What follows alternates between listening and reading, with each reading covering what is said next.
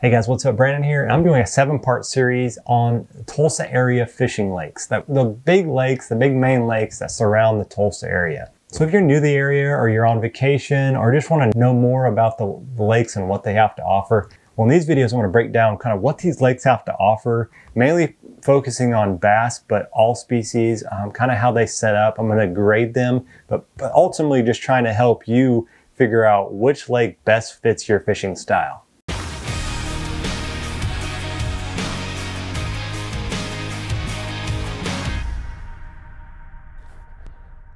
Okay, so this is Oologah Lake. It is a 30,000 acre lake located just northeast of Tulsa. It's actually, Oologah is a Cherokee word meaning dark cloud, which kind of funny for this lake. The main source, this lake is the Verdigris River, which feeds it here from the north. And eventually through the dam, it dumps out into the Port of Catoosa, which is on the Verdigris as well. It's kind of the first lake that dumps into it. And the Port of Catoosa is kind of unique because it is the largest port in Oklahoma, first of all, and one of the largest, most inland river ports in the U.S., which is kind of a cool little stat for Oklahoma. So Oologah, like I showed you, the Verdigris feeds it here, and this lake, as you can tell, it sets north and south, which it's one of the only ones in Oklahoma that sets north and south, one of the larger ones. But because it sets north and south, it can get pretty sketchy out there on windy days, and it doesn't take a whole lot of wind because, especially if you get out here on this main lake portion. I mean, I know I launched my boat down here on the south end here, and getting out here in this main lake area, it can get some big waves because a lot of our winds are coming straight out of the north or straight out of the south, where there's not much to block it out here. Get pretty dangerous, so just keep in mind that's one big thing on this lake. If it's windy, either plan on fishing a creek or don't go there at all. All right, so going into the setup of this lake, breaking down the upper end, which would be this part down to the bridge, and then the mid, which would be bridge down to probably Blue Creek area, and then the lower end is kind of this big open area here from Blue Creek all the way down to the dam. So the upper end, I actually don't fish that much up here because it typically is really muddy up here. It just depends on the time of year you go. I don't go to this lake a lot, but mainly when I go, it's crappie fishing. But up here in the north, there's lots of stumps. It's, like I said, typically dirty. You get a little bit of everything, but it's mainly shallow. You're getting more in the river, the flooded points and things like that, shallow banks that are coming way out. But there's a lot of trees, so opportunity to flip and kind of get back into things and kind of discover some water. Midsection is kind of that, like I said, that blue, probably right around in here, north of Blue, all the way up to the bridge.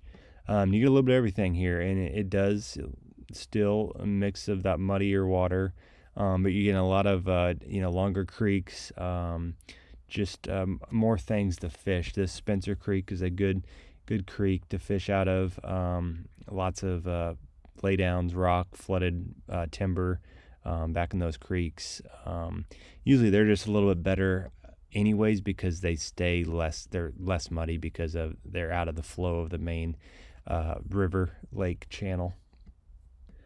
And then going down in the lower end, which I probably fish the lower end the most. Like I said, I'm crappie fishing here a lot. It's the cleanest water. Down here by the dam, you got Blue Creek, which is a popular creek. It's a little more open. You got some areas for white bass, obviously walleye, and hybrids are caught down below the dam. Well, I don't know about walleye, but hybrids for sure, white bass, catfish.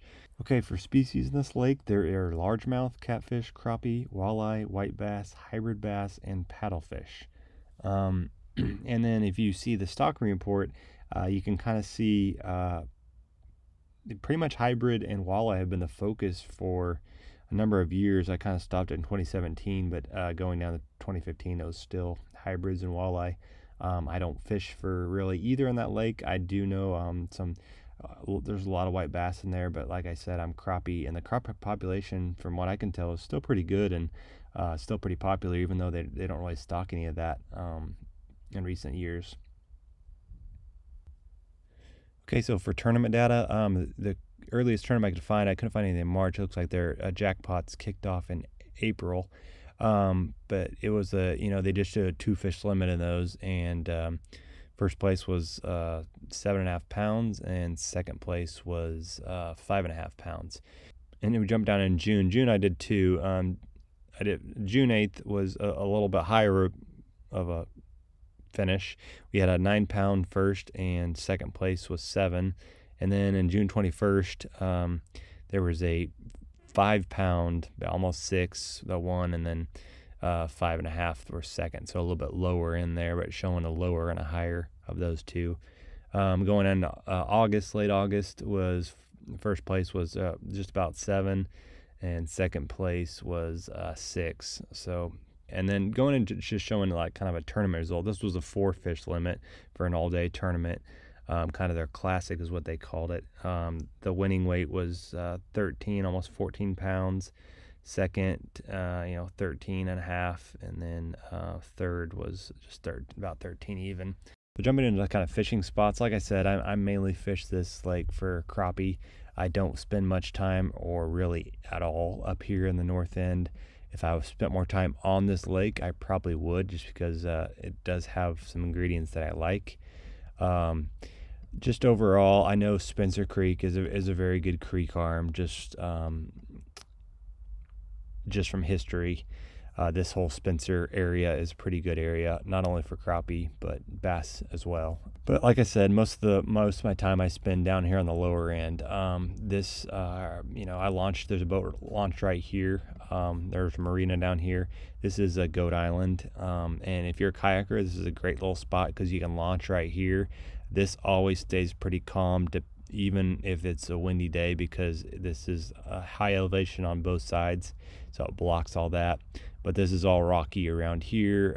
This is pretty open, flat, shallow bay, but they do get in here with top water sometimes, depending on the year. You got this channel swing on this side, a little deeper edge, but you can kind of stay protected and don't have to go real far, or you can venture out around here and fish that. But if you're just looking to just fish a little bit and quickly, this is a good area to try as a kayaker. For anything really, that's bass fishing I'm speaking of there. Crappie fishing, really, I spend a lot of time in Blue Creek. Blue Creek's a very popular creek. And certain times of the year, in the spring, in the winter even, you go back here, you go around this curved corner here, and there'll just be crappie fishermen boats loaded up right back in here.